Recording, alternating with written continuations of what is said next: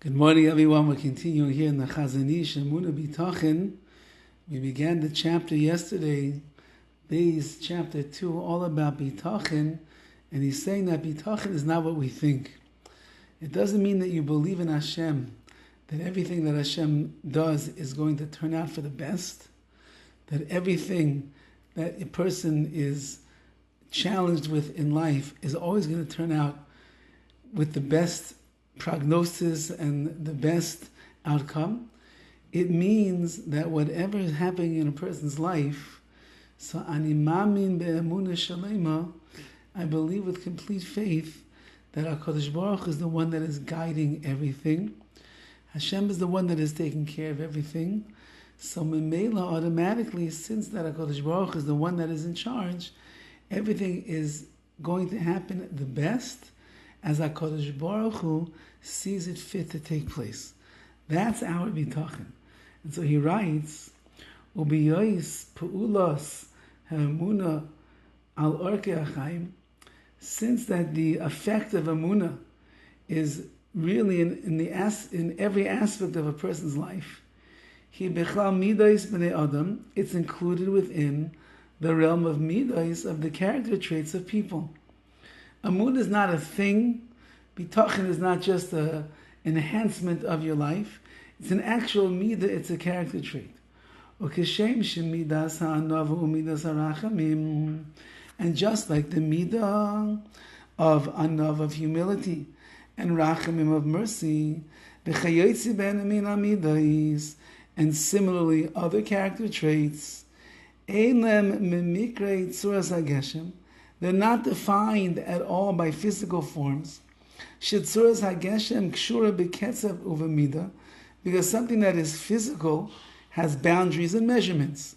Yeah, I have a cup that's 8 ounces and it holds 8 ounces of water. The cup, it has its boundaries, and the water of 8 ounces is what's going to go inside of there.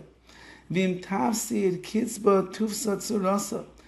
if the boundary is missing, so then the form is lost as well. For example, he says, if I have a kli, a vessel that is broken, it's no longer a kli. I don't call it a vessel anymore. It's now called a piece of cheres, of clay, of pottery. It was originally pottery. I put it into the shape and the form of a kli, of a vessel. Now it's a kli. If the kli breaks, it goes back to what it was.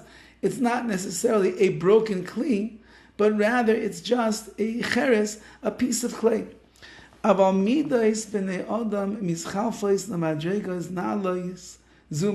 middos of a person, they have different levels, and one is loftier than the other. And to every upright and straight person, they certainly have contained within them the trait of humility and of rachamim, of mercy.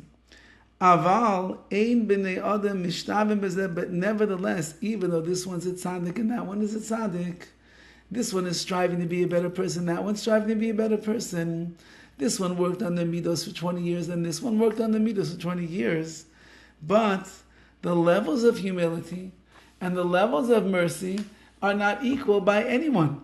Everyone is their own man and their own woman to be able to reach the places in those middos that they can.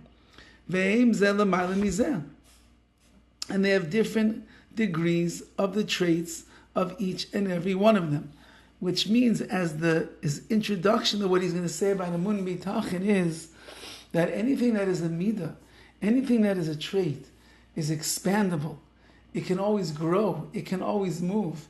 And it's not like you go to the store and this guy buys the pack of cups that are 8 ounces and this one buys a pack of cups that are 8 ounces, and they both come home and they pour their water into it, and voila, you have the same thing.